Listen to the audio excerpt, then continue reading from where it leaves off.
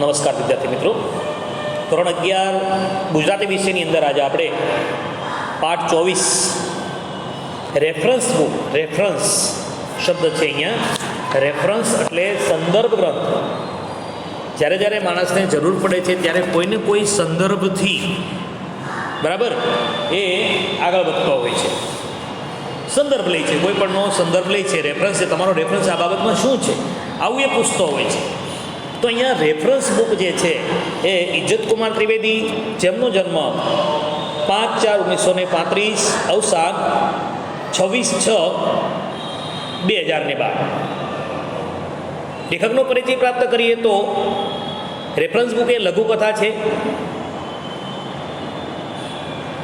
હાસ્યલેખક, લઘુકથાકાર ઇજ્જતકુમાર રેવાશંકર ત્રિવેદીનો જન્મ લીલિયા, જિલ્લો અમરેલી, મોટા લીલિયામાં થયો હતો. 1955માં મહુવાથી મેટ્રિક, 1967માં ઇતિહાસ વિષય સાથે MA થયા બાદ 1970થી શામદાસ આર્ટ્સ કોલેજ ભાવનગરના પ્રાધ્યાપક તરીકે તેઓ સેવા આપી હતી. મોનાલિસા અને હળવે હાથે એ બે હાસ્યલેખોના સંગ્રહો છે. કાસમ માસ્તરનું વસિયતનામું ગુજરાતી સાહિત્યનો પહેલો લઘુકથા સંગ્રહ છે. કાંટા, ગુલાબ અને બાવળના, સુદામાના તાંદુલ, વામનના પગલાં, રાયના દાણા, ઘર દીવડા અને સાતમો કોઠો જેવા લઘુકથાઓના સંગ્રહો પ્રકાશિત થયા છે. એમની પાસેથી 200 ઉપરાંત લઘુકથાઓ પ્રાપ્ત થાય છે. ઘણી હિન્દી, અંગ્રેજીમાં ભાષાંતર પામી છે. તેમનું જીવંતપ લઘુકથાને અર્પણ રહ્યું છે.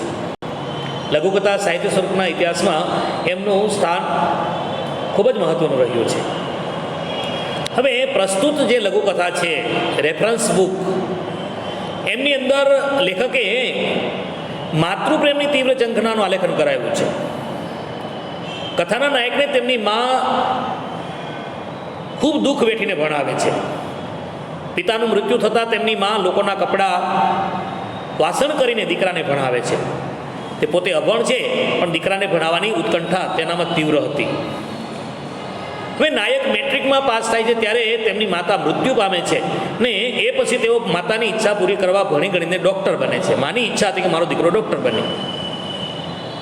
માની તસવીર તો ન હતી, પણ નાયકે માની કેટલીક વસ્તુઓને સંભારણા રૂપે સાચવીને રાખી છે.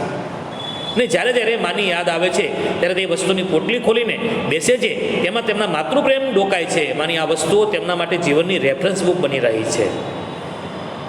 ખૂબ જ ગરીબીમાં, દારૂણ ગરીબીની અંદર ખૂબ દુઃખો વેઠીને પિતા વિહોણા બાળકને મા ભણાવે છે, અભ્યાસ કરાવે છે. અને જ્યારે એ ભણી ગણીને ડૉક્ટર બને છે ત્યારે મા મૃત્યુ પામે છે. પણ માની તસવીર, માનો ફોટો ન હતો. ત્યારે માની એમને કેટલીક વસ્તુ સંભાળના રૂપે રાખેલી છે, સાચવી રાખી છે. જ્યારે એમને માની યાદ આવે છે ને ત્યારે એ વસ્તુઓ જોઈ અને એમાંથી એ એમનો સંદર્ભ માનીને, રેફરન્સ માનીને કે માએ પોતાને કેવું જીવન શીખવ્યું છે જીવવા માટેનું, એવું કથાનાયક છે એ આ રેફરન્સ બુકમાં બતાવે છે. લઘુકથા છે, જોઈએ આપણે. આજે પણ મને બાપુજી કરતાં બા બહુ યાદ આવે છે. કથાનાયક કહે છે કે આજે પણ મને બાપુજી કરતાં બા બહુ યાદ આવે છે. બાપુજી તો હું સાવ નાનો હતો ને ત્યારે ગુજરી ગયેલા. નાનું બાળક હોય એને કોઈનું મૃત્યુ થાય, અવસાન થાય તો કદાચ યાદ ન રહે, પણ થોડીક ઉંમર થાય ને પછી જો મૃત્યુ થાય, અને એમાંય ખાસ કરીને માતા પિતાનું અવસાન થાય ને તો એ બાળકને ખૂબ જ એની ખોટ ચાલે છે. એટલે આજે નાયક છે, યુવાન થઈ ગયા છે ભણી ગણીને, ત્યારે આજે મને બાપુજી કરતાં બાની યાદ બહુ આવે છે. હું 15 વર્ષનો થયો ત્યાં સુધી તો બા હતા. કુટુંબમાં હું અને એક બહેન, એમ અમે 2 જ ભાંડરડા હતા. ભાંડરડા ભાઈ બહેન, સ્વજન. 15 વર્ષની ઉંમર સુધી નાયકના માતા જીવિત છે. બાની ઈચ્છા એવી હતી કે હું ખૂબ ભણીને મોટો માણસ થાઉં. બાપુજીના અવસાન પછી બા બિચારી પારકા દળના દળીને, બીજાના પારકો એટલે બીજાનું, કોઈના કપડાં ધોઈને, પારકા વાસણ ઉટકીને પણ અમને ભાઈ બહેનને ભણાવતી હતી. બાની ઈચ્છા હતી એમ કે મારા છોકરાઓ છે ભણી ગણીને મોટા માણસ બને. આ એમ જોવો જોઈએ મિત્રો તો એક સંદર્ભ છે, એમાંથી શીખ લેવા જેવી છે. હવે એ નાયક કહે છે કે સાંજના હું નિશાળેથી આવું ને એટલે સૌ પ્રથમ બા મને એક પળી તાજું દૂધ પીવડાવી દેતી. પળી એક પ્રકારનું પ્રવાહી ભરવાનું માપ. નિશાળમાં હું આજે શું શું શીખ્યો છું તે પૂછતી અને પછી પારકા કામ કરવા ઉપડી જતી. જાગૃત મા બાપ કેવા હોય એવું આ રેફરન્સ બુક ઉપરથી આપને જાણવા મળે છે કે અભણ મા હોવા છતાં, વિધવા મા હોવા છતાં બાળક છે નિશાળેથી શું શું શીખીને આવ્યો છે એ કાંઈ માટે પૂછતી અને ત્યાર પછી એ કામ કરવા જતી રહેતી હતી. રાત પડે ત્યારે શેઠિયાઓના ઘરેથી વધેલું ઘટેલું ઢાંકીને ઘરે લાવતી હતી. તેમાંથી પહેલાં મને ખવડાવતી, પછી બહેનને, અને છેલ્લે એ વધેલા ઘટેલામાંથી પણ વધેલું ઘટેલું પોતે ખાતી હતી. કેવી મા હતી! સાહિત્યમાં કહેવાય છે કે ઘોડે ચડનારો બાપ મરજો, પણ દળના દળતી મા ન મરશો. અનાથ બાળકોમાં જુઓ ને તો સૌથી વધારે જો કદાચ ખોટ વર્તાતી હોય એ માની ખોટ વર્તાય છે. પિતાની એટલી બધી ખોટ નથી દેખાતી, માતાની ખોટ વધારે દેખાય છે. એમાંય મા વગરની દીકરી હોય તો એને આજીવન માતાની ખોટ રહે છે. દીકરો તો કદાચ રખડીને કોઈ બી જગ્યાએ જઈને કંઈ પણ ખાઈ પી લે છે, શીખી લે છે, પણ દીકરી ક્યાં શીખવા જાય? એવી વાત છે કે આ સંદર્ભ તરીકે આપણે લઈ શકીએ છીએ. આ લઘુકથા દ્વારા આપણે જાણી શકીએ છીએ, આપણે જાણવા મળે છે. તો આવી રીતનું માનું જીવન.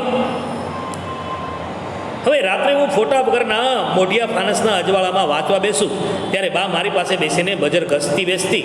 બા તો બિચારી અભણ હતી, તેથી તેને કંઈ ખબર પડતી નહીં, પણ મને ભણાવવાની ઉત્કંઠતા એટલી તીવ્ર હતી કે ઘણી વખત પોતાની આંગળી સીંધીને મારા ટેબલ પર પડેલું કોઈ પુસ્તક બતાવતા કહેતી, ભાઈ આ લાલ પૂંઠાવાળી ચોપડી તે હમણાં હાથમાં લીધી જ નથી, ભૂલી તો ગયો નથી ને? બાના પ્રશ્નો જવાબ હું હસીને આપતો કે બા એ તો રેફરન્સ બુક છે, એટલે જરૂર પડે ને ત્યારે જ જોવાય.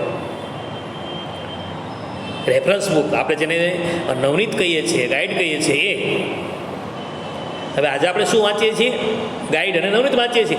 આપણે ક્યારેય પાઠ્યપુસ્તકનો સહારો લીધો જ નથી. માત્ર ને માત્ર શિક્ષક પાઠ્યપુસ્તક ભણાવે ત્યાં સુધી આપણે ભણીએ છીએ. બાકી બધું બેઠું રેફરન્સ બુકમાંથી જોઈને લખી નાખીએ છીએ.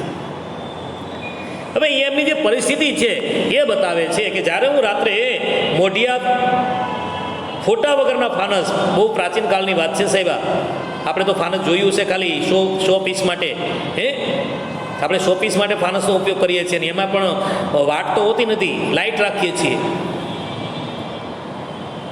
ત્યારે એ અજવાળામાં વાંચવા બેઠું ને ત્યારે બા મારી પાસે બેસીને બજર ઘસતી બેસતી.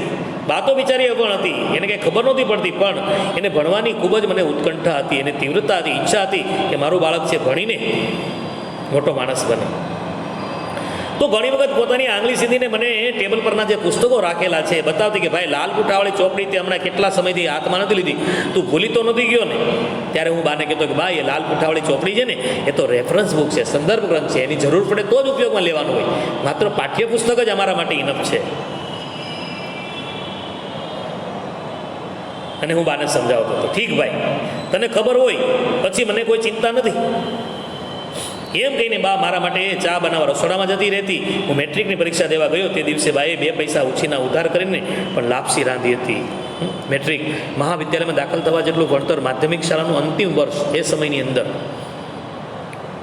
અને દરેક મા બાપ છે ને મેટ્રિકની પરીક્ષા દેવા માટે બાળક જતું એટલે ખુશ થતા, અને શુકન માટે થઈને એને લાભ માટે થઈને એમના માટે એમને ગળું મોટું કરવા માટે લાપસી રાંધતી હતી, કંસાર રાંધતી હતી.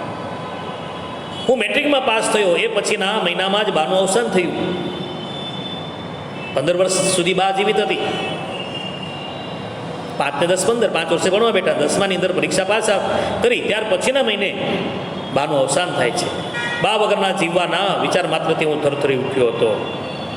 બાની કોઈ તસવીર તો હતી નહીં, તેથી બાની સ્મૃતિ જાળવી રાખવા બાની તપકીરની ડબલી, એક દાંડી તૂટી ગયેલા ચશ્મા, જે સાડલાના છેડાથી બાઈએ મારી આંખના આંસુ મરતી વખતે લૂછ્યા હતા તે સાડલો, અને જે ડબ્બામાં બા મારા માટે ભાગ રાખી મૂકતી એ ડબ્બો, આ બધી વસ્તુ એક પોટલીમાં બાંધીને એક બેગમાં તાળું મારીને સાચવી રાખી હતી. કોઈ ફોટો હતો નહીં.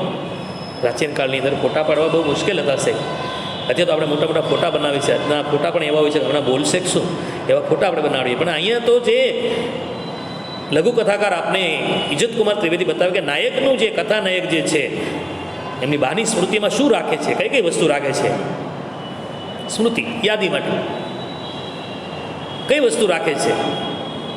તો તપકીની ડબલી છે, એક દાંડીલી તૂટી ગયેલા ચશ્મા છે, અને જે સાટલો એટલે સાડી, જે સાટલાના છેડાથી બાએ મારી આંખમાં આંસુ મરતી વખતે લૂછ્યા હતા ને એ સાટલો, અને જે ડબ્બામાં બા મારા માટે ભાગ રાખી મૂકતી હતી, ખાવાનું રાખી મૂકતી હતી, એ વસ્તુ એક પોટલીમાં બાંધીને એક બેગમાં તાળું મારીને સાચવી રાખી છે અત્યારે પણ. પછી તો બાના આશીર્વાદથી હું ખૂબ ભણીને ડૉક્ટર થયો, એક મોટી હોસ્પિટલમાં હું ચીફ મેડિકલ ઓફિસર પણ થયો, પણ બાના જેવો નિર્વ્યાજ પ્રેમ હું કદાપી પામી ન શક્યો.